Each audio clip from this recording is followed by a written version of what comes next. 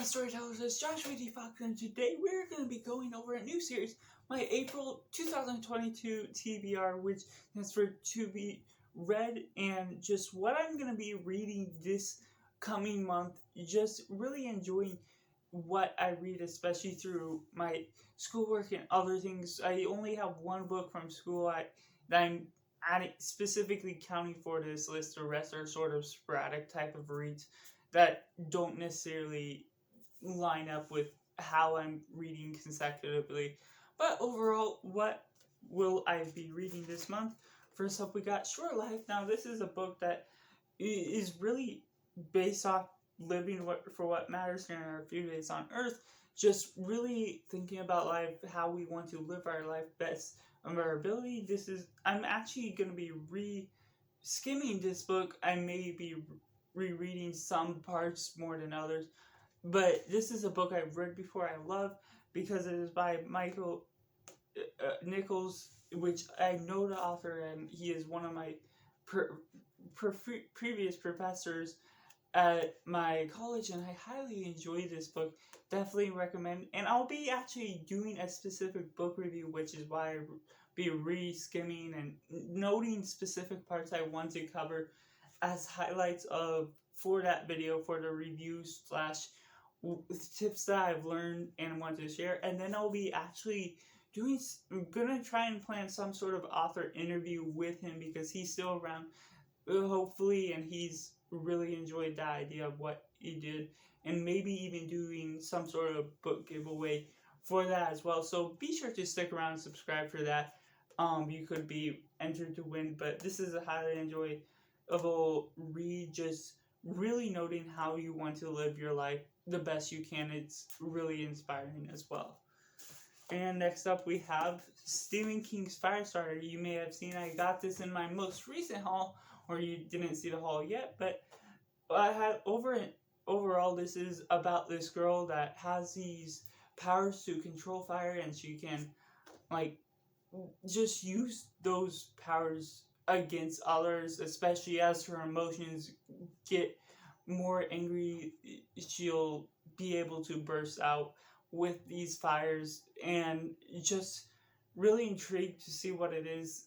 I know there's a movie coming out in May, there's a newer movie coming out in May. There's already a adaptation to this, which I had not seen. So I'm going to try and read the source material first before watching any of those movies. But overall, I'm really intrigued. This is one less talked about among the Stephen King fandom that I've seen. But I've seen a couple of his books, Misery and half of it, and Stephen King's memoir on writing. This was one I'm really intrigued to see and get into. But of course, with the movie coming out that I'm really excited for, I really loved that trailer. So decided to use that for a motivation to read another one of his books. Hopefully I can read the whole thing. Gonna see how well I can tackle that project. And then next we have reads that I sort of started in previous months and gonna continue. This is 9 Taylors. This was for a class, and we're still going over it in class. This is a mystery that's highly intriguing about these 9 Taylors, and there's a death among one of the crowd. And this is an older book where the church bells and the church are the center of the town, and the bells give the warnings, or they talk about specific birthdays of someone, or the deaths, or a birth in the town. And this is how the town finds out about specific things. But more specifically, there is a specific death where you find out what happens, but then you're going to have to figure out how it comes about.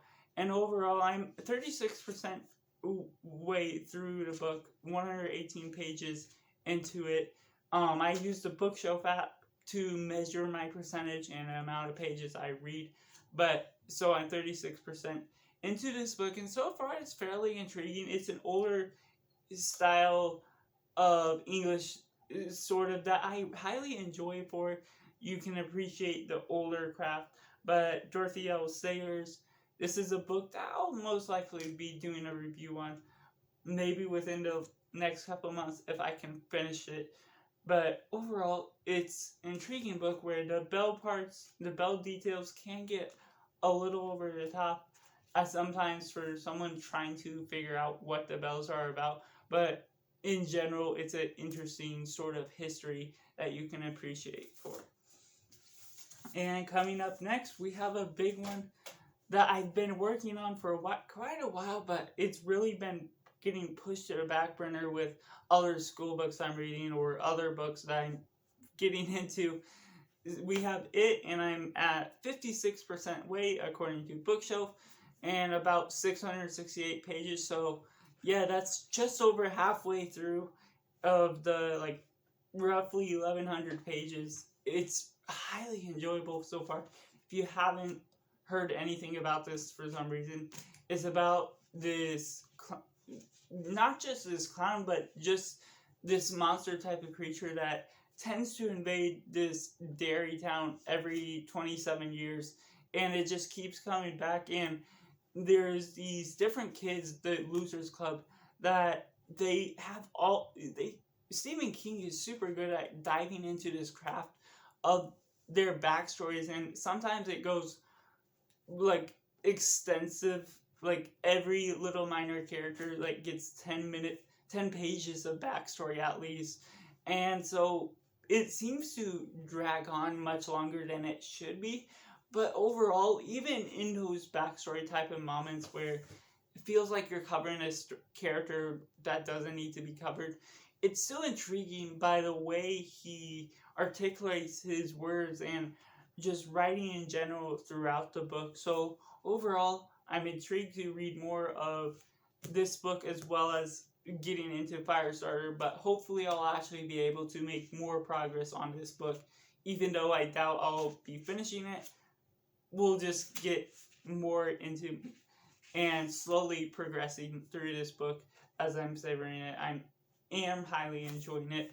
So far, it's really deep and dark and just captivating. But of course, I'm getting all these other books.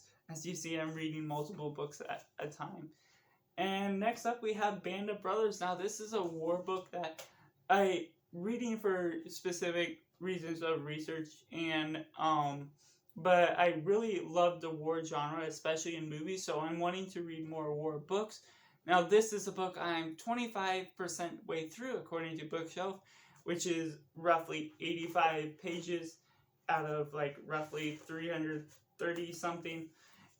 But overall, it's an interesting chemistry, just seeing the relationship and the dynamic you get with this war. Some of the technical war details, since I've never been into the war, sort of fly past me, but it is interesting enough to see that sort of language put onto the page that is sort of giving me a little bit of educational type of learning through this, looking up sort of some things that I don't understand as much, but interesting to see the relationship you get between these army men and how they relate to each other through this sort of history that's covered into this book.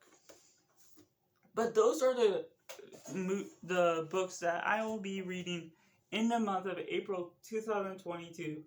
And so, really excited to see how far I can get into progress on some of those books. But of course, right now, this priority possibly is finishing Firestarter, actually reading the whole of Firestarter, finishing the skimming of Mike Nichols' book, as well as possibly finishing Nine Tailors, and then making progress on it and Band of Brothers. So, of course, down below, make sure to comment what books are you reading in this next month, whether for school or just in general for fun. I hope this motivates you to get back into reading as well. Thank you for watching. Bye.